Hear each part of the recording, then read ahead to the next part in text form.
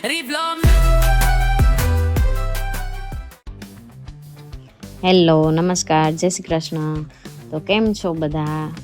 તો આજે અમે આવ્યા છીએ રાજકોટમાં સહજાનંદ રેસ્ટોરન્ટમાં. તો ઘણા સમયથી હું અહીંયા આવું કરતી હતી, કારણ કે ઇન્સ્ટામાં આની રીલ જોઈ ત્યાર પછી અહીંયા આવવાનું બહુ મન હતું. આની પહેલાં અમે એક વખત નક્કી કરેલું, પણ આ રેસ્ટોરન્ટ 11 વાગે ક્લોઝ થઈ જાય છે, એટલા માટે અમે માંડી વળ્યું હતું કે નથી જવું એમ, કારણ કે આપણે બધે મોડા હોઈએ. અને આ વખત બાય ચાન્સ કે અમે વહેલા ફ્રી થઈ ગયા હતા અને અમે વહેલા નીકળી ગયા ઘરેથી. 8:30 તો લગભગ અમે ત્યાં પહોંચી ગયા હતા. અને ત્યાંનું જે લોકેશન છે એ બધું ગામડા જેવું ગોઠવેલું છે. શરૂઆતમાં જ ગાય અને એવું બધું મૂકેલું છે, અને મિશ્રીને ગાય જોવી બહુ ગમે છે. જે આગળ જે બતાવેલું છે એ બધું એ મિશ્રીને અમે બતાવતા હતા, પણ મીસુ બીતી હતી કે આ સાચી હશે એમ, તો ચોટી જતી હતી એ. તો અમે અને મારી સિસ્ટર ને અમે લોકોએ નક્કી કર્યું કે ચાલો આપણે ત્યાં જઈએ સહજાનંદ. અને જે આગળના ફ્રન્ટમાં જે એ લોકોએ બધું ગોઠવેલું છે, કૂવો ને આ તમે જોઈ શકો છો, પાણી ને બધું, એ બાળકોને મજા આવે બધું જોવાની, આપણને મજા આવે. અને ટોટલી આખું જે કાંઈ છે એ બધું ગામડા જેવું જ કરેલું છે, અને ખરેખર અમને ત્યાં બહુ મજા આવી. તો હવે ચાલો આગળ જઈને જોઈએ.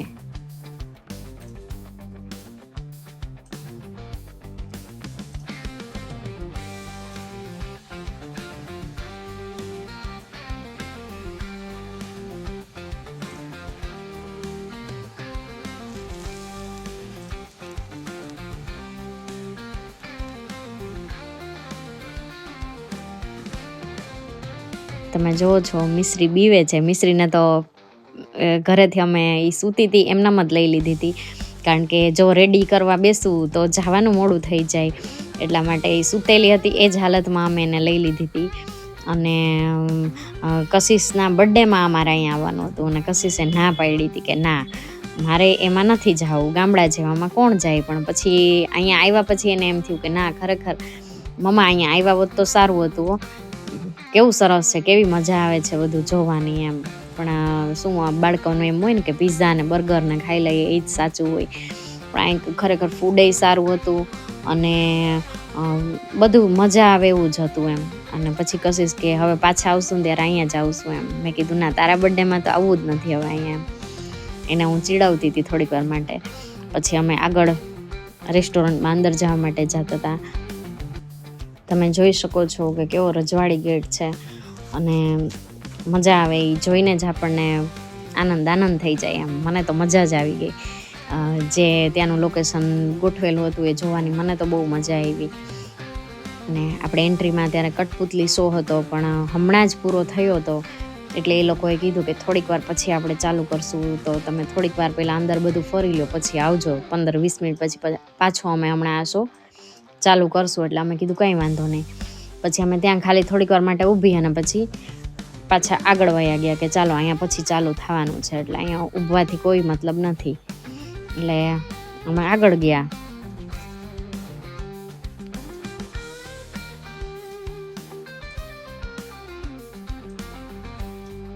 બાળકોને રમવા માટે પણ હિંચકા, લપસિયા બધું ત્યાં હતું, કે જેથી કરીને બાળકોને મજા આવી જાય એમ રમવાની.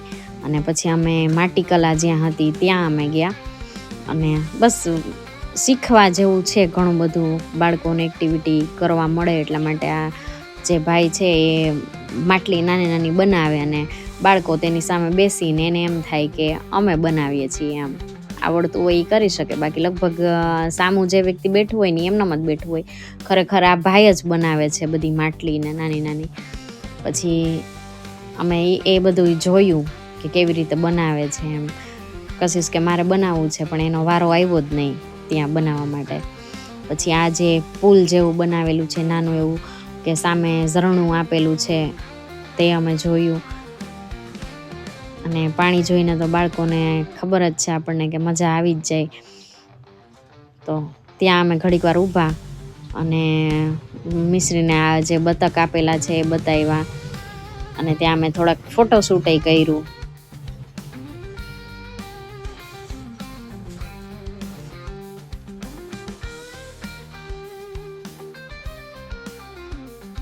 અમે ઘણી વારથી આવી ગયા હતા, ઘણી કલાક થઈ ગઈ. અમે ફરવામાં જ લગભગ 1 કે પોણી કલાક અમે લગાવી. નિરાતે બધું જોયું અને ફર્યા અમે. અને પછી આ જાદુ શો હતો, ત્યાં અમે 2-3 મિનિટ જેવું ઊભા અને જાદુગર ભાઈ આપણે અલગ અલગ બધું બતાવતા હતા કે આમાં હાથમાં સિક્કો છે તો નથી, ઓલા ભાઈને કે છે તો એ કે નથી. પછી એના જાદુથી એની જે કળા હોય એની આગળ એનાથી એના હાથમાંથી સિક્કો કાઢે છે અને એવી રીતે એ બધાને બતાવતા હતા.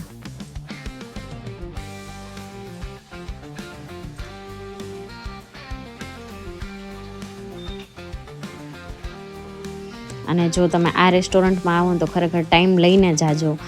અમે ટાઈમ લઈને જ આવ્યા હતા, કારણ કે અંદર ફરવામાં અને બધું ધીમે ધીમે નિરાતે જોવામાં જ લગભગ પોણી કલાક જેવું લાગી જાય છે. અને જોવાની ખરેખર મજા આવે એવું છે, બધું ફરવાની, બેસવાની.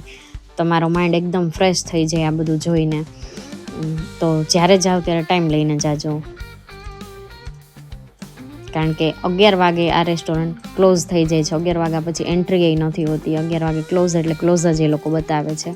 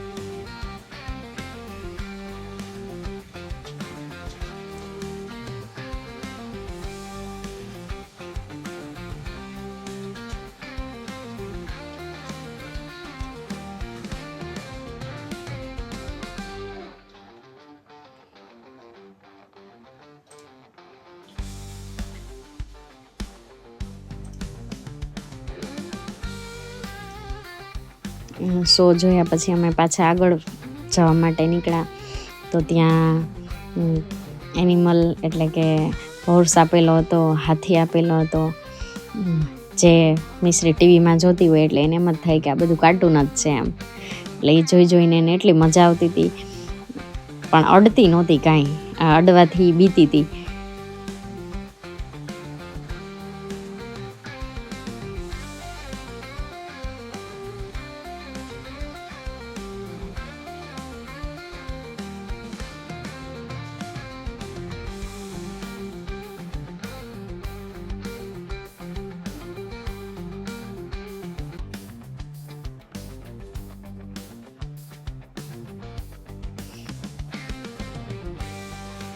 ત્યાંથી અમે આગળ નીકળ્યા, જ્યાં બફેલો ભેંસ આપેલી હતી અને ડંકી એક આપેલી હતી અને નાનું એવું એક ઝરણું આપેલું હતું, જ્યાં આપણે જેવી રીતે વાડીમાં હોય છે ને ભેંસને ગાયને પાણી પીવા માટે એક કુંડો આપેલો હોય, એવી રીતે કુંડો આપેલો હતો. અને ત્યાં સતત પાણી વરસતું હતું. એ જોયું અમે. અને કશીશ કે મમ્મી આ ડંકી ચાલુ કેમ નથી? હું કહું એણે 100 પીસ માટે મૂકી છે, એટલે એ ચાલુ ન હોય. અહીંયા બધા ફોટોશૂટ ને એવું કરાવે. તો અમે થોડીક વાર માટે ત્યાં ઊભા, શૂટ કર્યું અને મજા આવી અમને આ જોવાની. અને મિશ્રીને તો ગાય હોય કે ભેંસ હોય, બધી વસ્તુ ગાય. એ હાથી ઘોડા ગમે એ જોવે તો બધા એને ગાય જ કહે છે.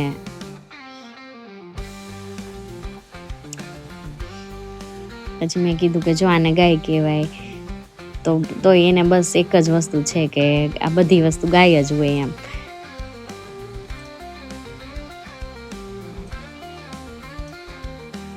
હું પરાણે એનો હાથ ખેંચીને એને અડાડતી હતી, પણ એ તોય બીતી હતી, અડતી નહોતી એને.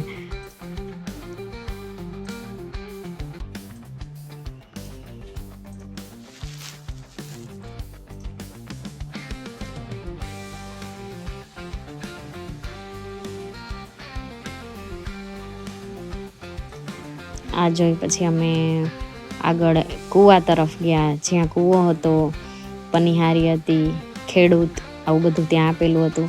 કે ત્યાં આપણે ફોટોશૂટ કરાવી શકીએ અને જોઈ શકીએ. એવી રીતે આમ બધું ગોઠવેલું હતું.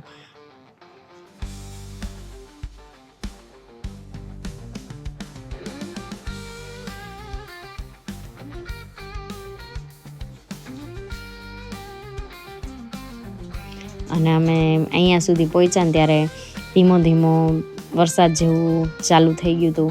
છાંટા આવતા હતા વરસાદના.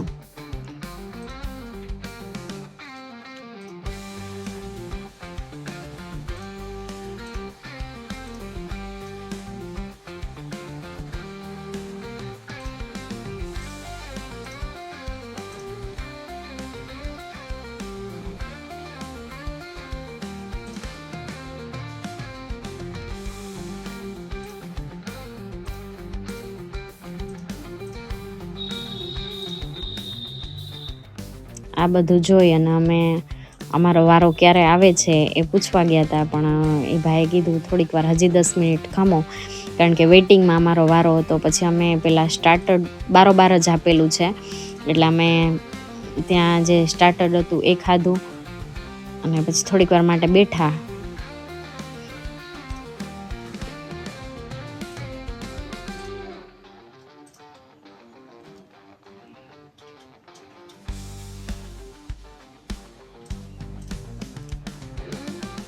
ત્યાં હતું સૂપ, મંચુરિયન, નૂડલ્સ, 3 વસ્તુ જ હતી, પણ ગરમા ગરમ સારી હતી અને ઠંડો પવન હતો એટલે સૂપ તો પીવાની મજા આવી જાય.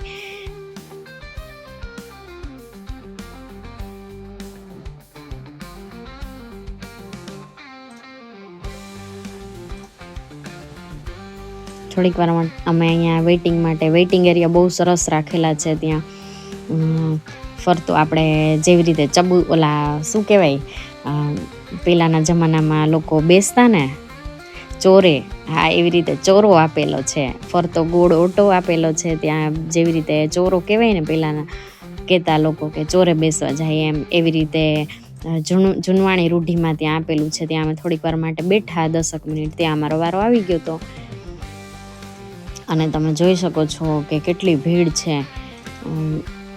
જમવાનું જે છે એ જૂની રૂઢિથી બાજોઠ ઉપર આપવામાં આવે છે અને પીરસવામાં આવે છે. ત્યાં સેલ્ફ સર્વિસ નથી. આપણને જેવી રીતે ડોલમાં ને એવી રીતે આપણે પેલા લગ્ન પ્રસંગમાં જેવી રીતે પીરસતા ને એવી રીતે અહીંયા પીરસવામાં આવે છે. અને ઘણું બધું ટ્રાફિક હતું, પણ ત્યાંનું મેનેજમેન્ટ બહુ સારું છે અને લોકો ઉપર પૂરતું ધ્યાન દેવામાં આવે છે બધાની થાળીમાં અને બધે કોને શું જોઈએ છે મહેમાન ગતિથી આપણને પૂછે છે બધું. અને આ બધા જે પિત્તળના વાસણ આપેલા છે એમાંથી પાણીનો ફ્લો આપેલો છે અને ફુવારા જેવું જે થાય ને એવી રીતે બધું ગોઠવેલું છે.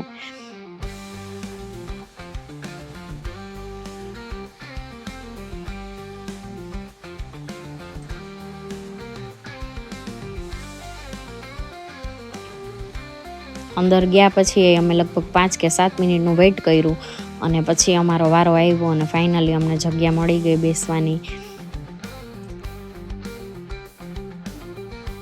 અને ચપ્પલ બહાર ઉતારી અને પછી અંદર જવાનું હોય છે. ખરેખર આ વસ્તુ ક્યાંક જ જોવા મળે અને અહીંયા છે. અને આ બધું ખરેખર આનંદ લેવા જેવું છે કે બહાર ચપ્પલ ઉતારી અને પછી અંદર જમવા માટે જવાનું છે.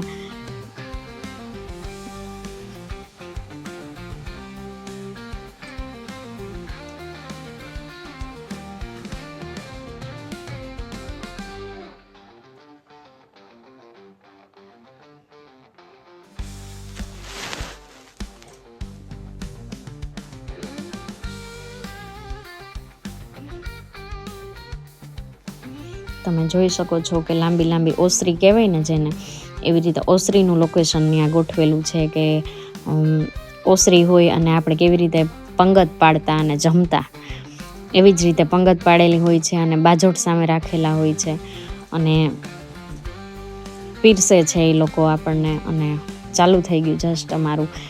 લચકો હતો, રબડી હતી, પછી દાલબાટી હતી. રબડી તો એટલી સરસ હતી કે 3-4 વાટકી ખાઈ જાવ તો તમારું પેટ હેવી ન થાય અને ખરેખર ફૂડ એટલું ટેસ્ટી હતું કે આપણને બીજી વાર જવાનું મન થાય. પરોઠા, રોટલી, રોટલા બધું હતું. અને મિશ્રીબેને તો કઢી ને ખીચડી ખાધા. કઢી એ બહુ સરસ હતી. અને ચાલો જમવા.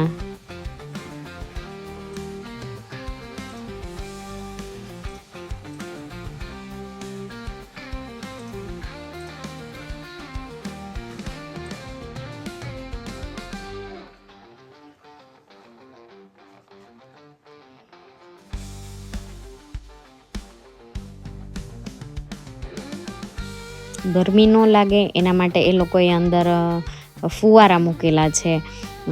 જેવી રીતે લગ્ન પ્રસંગમાં ઉપર થોડી થોડી છાંટ આવે છે એવા ફુવારા આપવામાં આવે છે, એવા ત્યાંય હતા. જમવાનું પૂરું કરી અને પછી અમે ગયા કઠપુતલી શો જોવા માટે. જમવાનું પૂરું કરીને ત્યાં ચાલુ થઈ ગયું હતું. આપણને કે પર્સનલી તો ખબર નહોતી કે ત્યાં ચાલુ થઈ ગયું, પણ મોકો મળી ગયો કે અમે બહાર નીકળ્યા અને શો હજી ચાલુ જ થયો હતો. એટલે અમને જોવાની મજા આવી ગઈ કે મિસ ન કર્યું એમ. અમે જો થોડીક વાર મોડા હોત તો અમે મિસ કરી દેત. આ એક જ વસ્તુ જોવાની બાકી હતી તો એ જોઈ લીધી અને પછી અમે આગળ રવાના થયા. મિશ્રીને તો કાર્ટૂન જેવું લાગતું હોય એટલે એને તો મજા આવે કે આ તો રિયલ કાર્ટૂન હું સામે જોઉં છું એમ. ટીવીમાં તો એ જોતી જ હોય.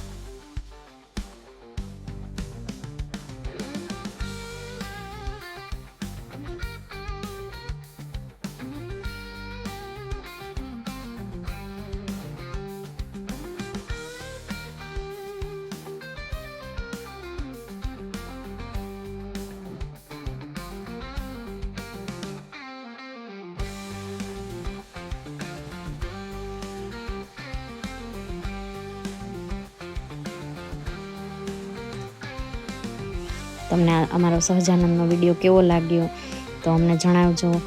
લાઈક, શેર અને સબસ્ક્રાઈબ કરજો.